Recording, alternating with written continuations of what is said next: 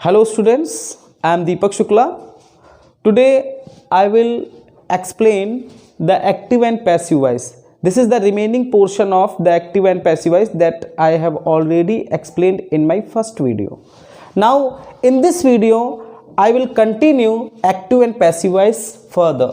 First of all, you know that active and passive voice I have already explained you. I have already told you that what is active and what is passive. In active voice we always give importance to the doer of the action.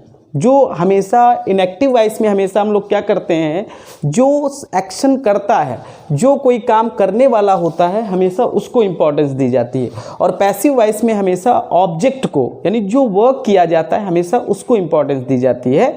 तो ये चीज़ मैं आपको अपने पहली video में आपको बता चुका हूँ, ठीक है. But in this video I will do some examples. I will show you some examples how we change an active sentence into passive sentence. ठीक है. इस वीडियो में हम आपको बताएंगे कि कैसे हम लोग एक्टिव सेंटेंसेस को पैसिव सेंटेंस में चेंज करते हैं. तो पहली बात तो आपको पता होना चाहिए, you should know that there are 12 sentences in English and out of these 12 sentences only 8 sentences, out of these 12 tenses only, as you know that there are 12 tenses in English, you know already. Out of these 12 tenses only 8 tenses are changed into passive voice. 4 of them are not changed into passive voice. What are these 4 sentences which are not changed in passive voice? All the perfect continuous tenses, present perfect continuous tense, past perfect continuous tense and future perfect continuous tense. All these perfect continuous tenses are not changed in passive voice. Or one more, which is one more? Future continuous tense. Future continuous tense is also not changed in passive voice. So means there are only 8 tenses which can be changed into passive voice. So now we see that we have already learnt that what are the rules for changing sentence into active to passive voice. So I have written here some examples to explain you. I have written some examples here that I will change these sentences into passive voice. अब जैसे मान लीजिए example लिखा है he goes to school. All of these sentences are assertive sentences. What kind of these sentences are? These are the assertive sentences. तो all these assertive sentences, how can you change them into passive voice? तो like जैसे he goes to school, he goes to school, this is an active sentence because he is given more importance than the school. So we can say that this is an active sentence because doer of the action is given more importance. Doer of the action is considered more important. So he is the subject.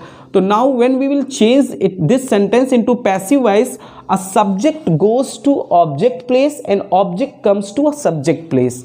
Now जैसे the school है तो हो जाएगा the school is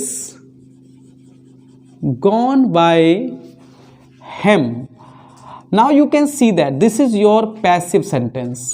How can you say that this is a passive sentence? Because we are writing here, I have written here the school in starting, but means we are giving more importance to the school than he. Understood? So the school is gone by him. Whenever I have already written the rules I have already told the rules which verbs are changed into another verbs. जैसे go या goes, do या does होता है तो उसको हमेशा is am are में, ठीक है, प्लस वर्ब की थर्ड फॉर्म यूज करते हैं.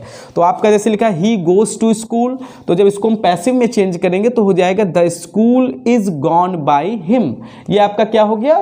This is your passive voice. अब इसमें मैंने क्या किया, स्कूल को आगे लाए तो school is a singular word, so it is used here, तो इसीलिए यहाँ पे इज यूज किया गया है। तो the school is gone by him. अगला, he is, all of these sentences are adjective sentences. जैसे he is singing a song, तो ये एक एक्टिव सेंटेंस है, इसको पैसिव में करेंगे तो हो जाएगा अ song is being sung by him। तो आप you can see that a song is being sung by him whenever there is ing verb, whenever, जब कभी भी ing फॉर्म हो, is singing, am singing, are singing, were singing, was singing, anywhere, यानी कुछ भी, singing, eating, drinking, bathing, कुछ भी अगर आईएनजी फॉर्म दिया है तो you have to use being with that. When you will change an active sentence to passive sentence, तो हमेशा क्या रखिए, इज, एम, आर के साथ हमेशा बीइंग यूज किया जाता है। क्या यूज किया जाता है? बीइंग। तो और वर्ब की थर्ड फॉर्म हमेशा एक कॉमन चीज है, पैसिव वॉइस में हमेशा दूसरी फॉर्म यूज ही नहीं करते हैं। We always use verb third form in passive voice. Passive sentence में हमेशा वर्ब की थर्ड फॉर्म यूज करना है। तो a song is being sung by him. They have eaten the food. अब आप देख रहे हैं, they have eaten the food, this is your active sentence. When we will change in passive voice तो हो जाएगा द फूड हैज बीन। बताया था मैंने आपको, I have already told you that has, have plus verb third form जो होता है उसको चेंज करते हैं हैज, हैव, बीन, यानी हैज, हैव के साथ आपको बीन अप्लाई करना है, बीन यूज करना है। तो आपका हो जाएगा the food has been eaten by, और दे को इधर लाएंगे सब्जेक्ट ऑब्जेक्टिव प्लेस पे, तो ये देम हो जाएगा। ये आपका क्या हो गया, ये भी आपका एक पैसिव सेंटेंस हो गया।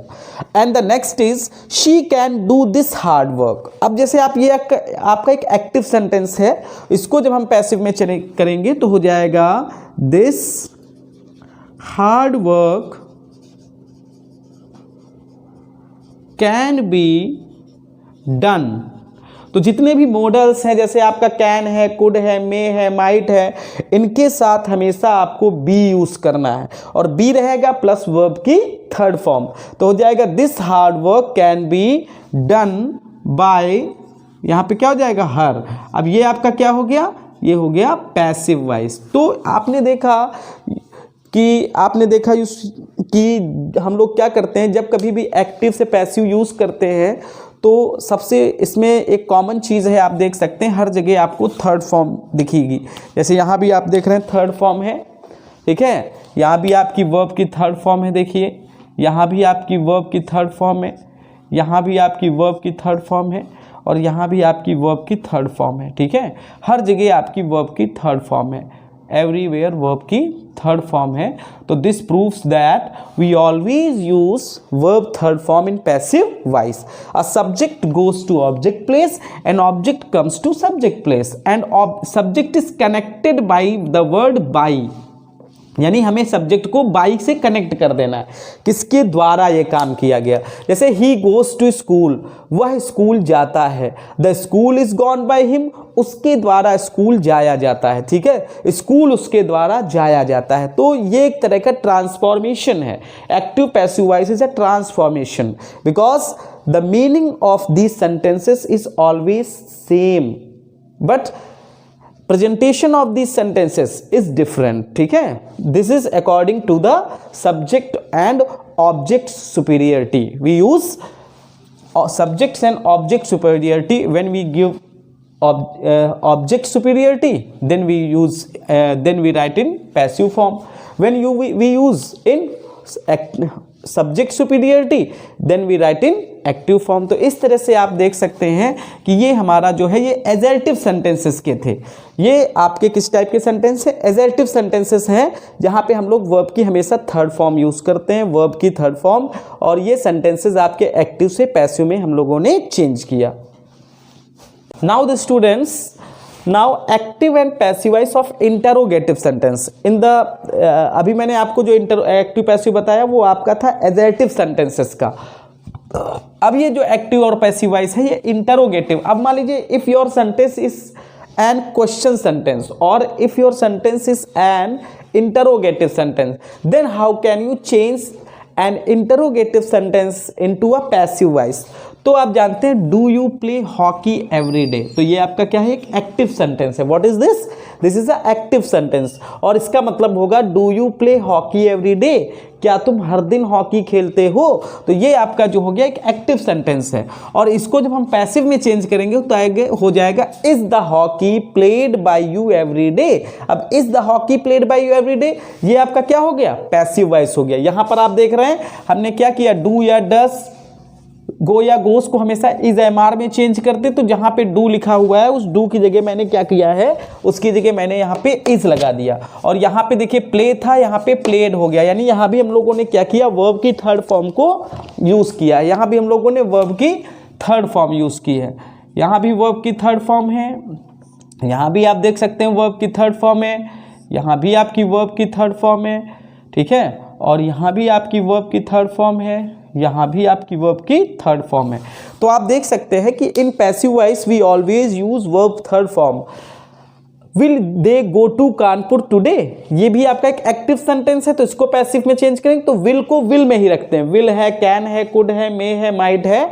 तो अगर will can could may might है तो will can could may might में ही रहेगा वो, ठीक है. तो वो आपका जस्ट द सेम हो जाएगा. Will Kanpur be gone by them today. अब यहाँ पे आप देखिए will Kanpur be gone by them today, ये आपका एक्टिव सेंटेंस था, ये क्या हो गया, पैसिव हो गया. This is your passive sentence. अब can I take this pen, this is your active sentence, तो हो जाएगा this can this pen be taken by me, can this pen be taken by me, this is your passive sentence. और you can see here taken, verb third form is here. तो can I take this pen, क्या मैं ये pen ले सकता हूं, ये active sentence है. Can this pen be taken by me, क्या ये पेन मेरे द्वारा लिया जा सकता है. तो मेनी दोनों का क्वेश्चन का मीनिंग वही है, दोनों का एक ही मीनिंग है, बस क्या है कि दोनों में सिर्फ जो है सेंटेंस का डिफरेंस है, ठीक है. दोनों सेंटेंस जो है ये ट्रांसफॉर्मेशन है, there is no difference in their meaning. How will you do your work, ये एक एक्टिव सेंटेंस है, जब इसको पैसिव में चेंज करेंगे तो how will your work be done by you. अब ये आपका क्या हो गया, पैसिव वॉइस हो गया. हाउ विल यू, हाउ आपका था देखिए जैसे का तैसा हाउ आपने वहां पे यूज किया. विल था, विल भी आपने यूज किया. और योर वर्क ये आपका सब्जेक्ट है, इसलिए यहां पे आप इसको ले आए तो be, how will your work be done by you, this is your passive voice. The last sentence is when do you go to market, ये एक एक्टिव सेंटेंस है, इसका जब पैसिव चेंज करेंगे तो when is the market gone by you. अब आपका ये भी क्या हो गया, पैसिव सेंटेंस हो गया. All these verbs are the third form of the verbs. तो in this way I have completed active and passive voice. Now only the active and passive voice of imperative sentence is left. That will be explained in my next video. Okay, thank you guys.